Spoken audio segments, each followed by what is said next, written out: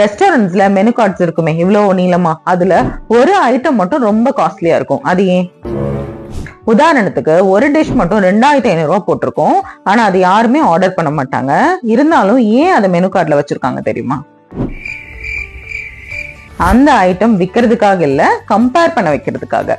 2500 ரூபாய்ன்னு பார்த்துட்டு அடுத்த டிஷ்ஷை 750 ரூபாய்ன்னு பார்த்தா இது ரொம்ப ரீசனபிளா தானே இருக்கு அப்படின்னு உங்க பிரெயின் கம்பேர் பண்ண ஆரம்பிச்சிடும்.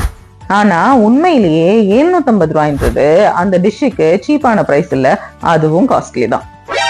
இதுதான் மார்க்கெட்டிங்ல ஆங்கரிங் எஃபெக்ட்ஸ் சொல்லுவாங்க. நம்ம ஃபர்ஸ்ட் பாக்குற நம்பர் அதுக்கு அடுத்து நம்ம எடுக்க போற டெசிஷனை இன்ஃப்ளூயன்ஸ் பண்ணிடும். பிசினஸ்ல கஸ்டமர்ஸ் என்ன பாக்குறாங்கன்றத விட முதல்ல அவங்களை என்ன பார்க்க வைக்கிறீங்கிறது தான் ரொம்ப ரொம்ப இம்பார்ட்டன்ட். இதுதான் வேர்ல்டு கிளாஸ் பிராண்ட்ஸ் யூஸ் பண்ற சைக்காலஜியும் கூட. Think about it.